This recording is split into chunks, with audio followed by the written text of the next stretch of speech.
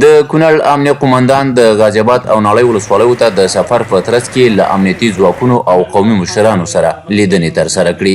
د کونړ امنیتي مسؤلین ولسوالیو ته سفرونه له دې امله ګټور بولي چې د ولسونو غوښتنې له نږدې اوري.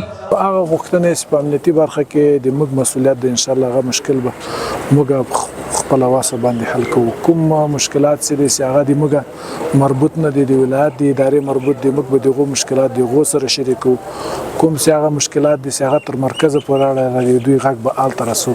نو دغه سفرونه د ولس لپاره ډېر مهم دي چې زموږ مشران په عموما کې ټولو ولسوالو ته د کونړ ټولو 15 ولسوالو ته همدغه سفرونه ولري، ځکه چې ولس به اسلامي امارت ته نږدې شي او د اسلامي امارت مشران به ولس ته نږدې شي، د یو بل د ستونزو مشکلاتو نه به خبر شي. ناړۍ او غازی آباد د کونړ ختیځ لوري ته پرتې ولسوالۍ دي. اوسیدونکي له شته امنیت خوښ دي او مسؤلین خلکو ته د ښه امنیتي چوپړ ډاډ ورکوي. د غازی آباد د ولسونو نه موږ ډېر راضي او ډېر ترې خوشحاله یو. د غازی آباد ولس زموږ سره په هره برخه کې همکار دی. د غازی آباد کې داسې کومه داسې پیښه نشته چې امنیت او یا امارت ته کوم د ګواښ سبب وګرځي.